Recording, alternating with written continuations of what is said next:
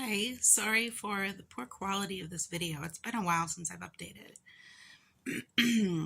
and this it's been a weird time of year. My mom died last year in February, and I think I've just been kind of going through a little bit of a melancholy period, that kind of thing. But also, I've been experiencing this weird kind of this weird sick that keeps coming up. And I think due to the name of my channel being Sarah Appreciates. I think I try to keep things really positive and upbeat on this channel, but I don't mean to candy coat cancer. I have stage 4 breast cancer, and I'm on capecitabine, which is the generic version of Xeloda, and I'm starting to experience some of the early symptoms of hand-foot syndrome. I'll leave a link. Here's a brief Google explanation of what that is. So I've been using urea cream. I've been moisturizing a lot more lately. But also this weird sick thing that keeps happening where I've been getting like these hot, cold flashes where the hot is like standing too close to a fire almost. And I start sweating profusely. And then that leads to chills. And this is all without a fever. And then mystery illness symptom number 2 is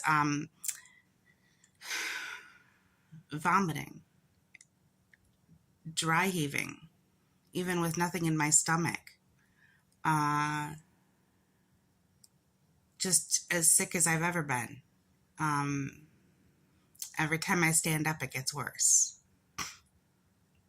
This comes and goes. This isn't constant.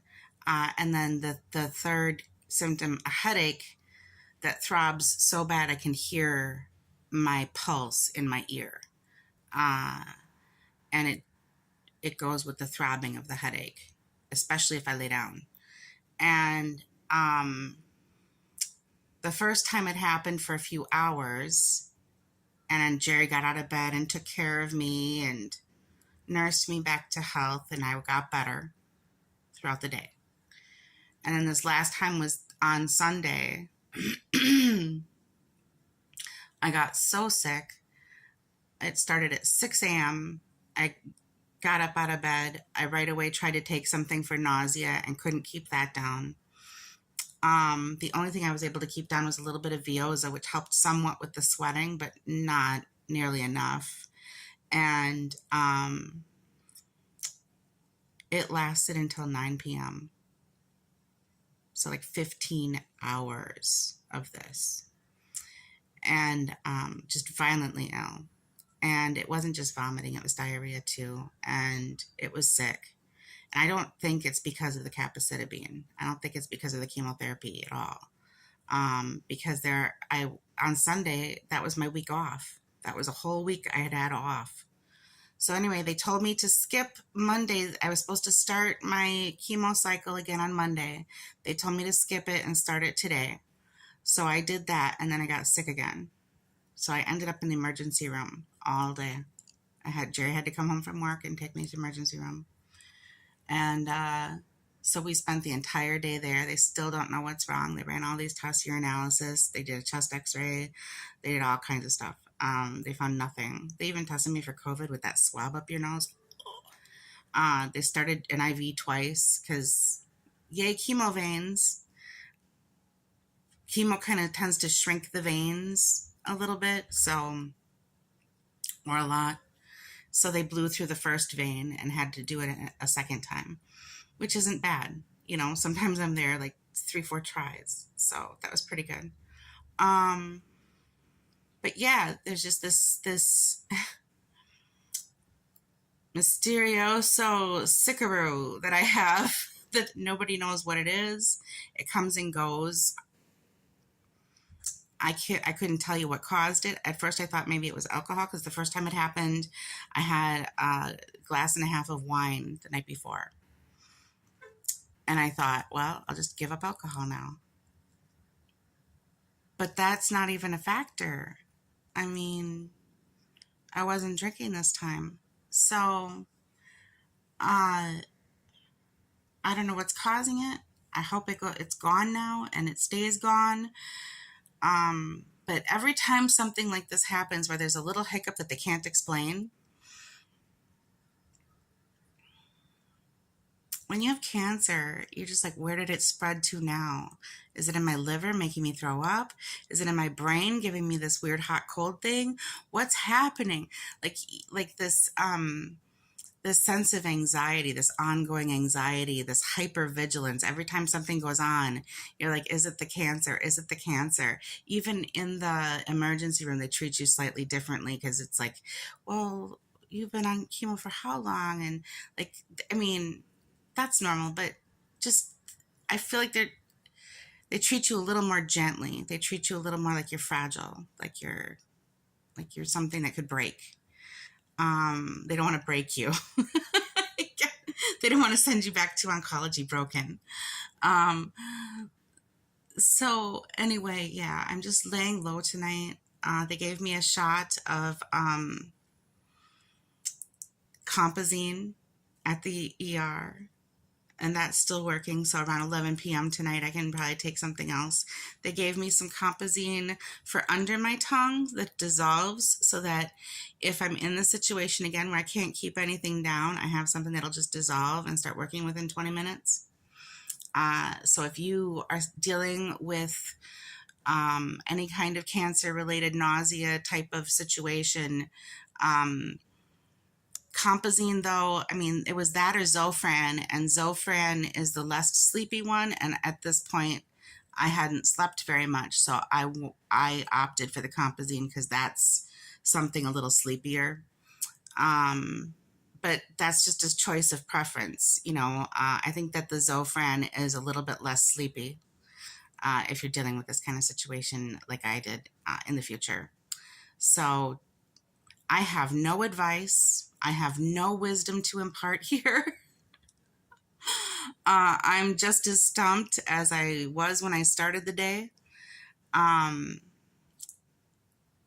but yeah, after talking to my auntie, I was talking to my godmother the other day, and my mother's sister. It was the day after Mother's Day, and it was good to hear her voice. Just someone, a living part of my mother still. Someone whose voice is very familiar and just very comforting to me. That was very comforting. Uh, so, Auntie, if you're watching this, thank you. Thank you. I needed that talk. But, she had meant, we had discussed, maybe not sugarcoating cancer. Like sometimes Sarah appreciates maybe I'm being a little too hard on myself because I keep making videos and thinking, oh, that's stressful. Oh, that's bad news. I don't want to put that out there. Oh, that's all negative. Oh, I don't want to say that. Like today, oh, it's sick. I don't want to put that on my channel. Well, this channel is about having cancer. And sometimes you're sick, even with cancer, and sometimes it's related and sometimes it's not. But it still ties all back into that oncology thing because you have to keep them abreast of everything. And they always want to know every little thing that's going on with you.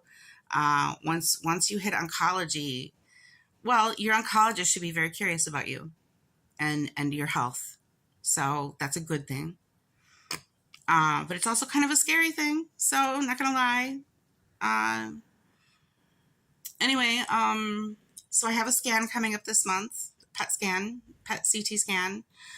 Instead of brow to thigh, they're going to do head to thigh because of this. Oncology says lots of crazy stuff, so I'm not going to let that worry me.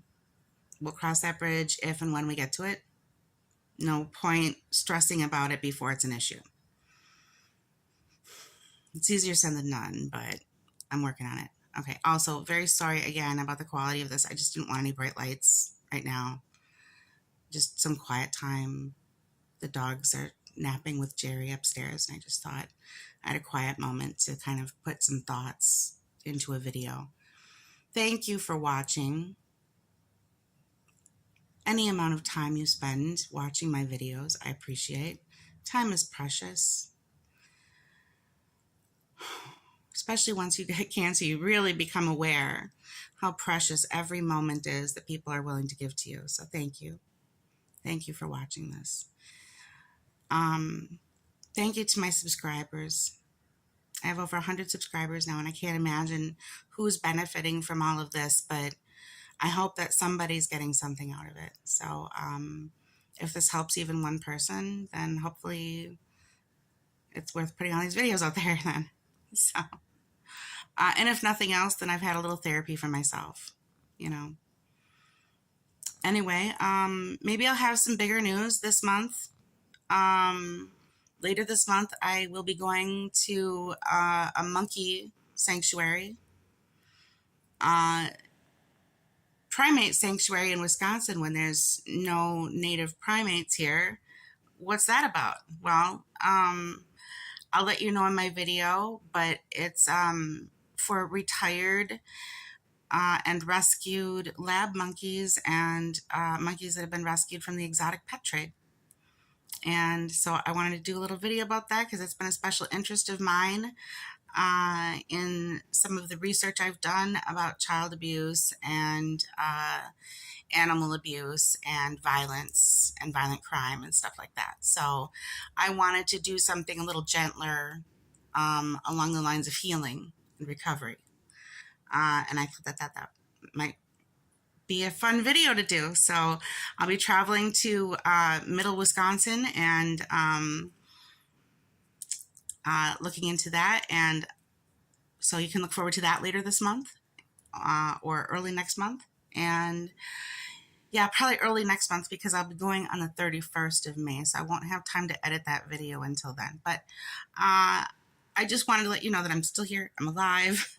It's not just nails. It's a lot of stuff in between too. And I'm still plugging along.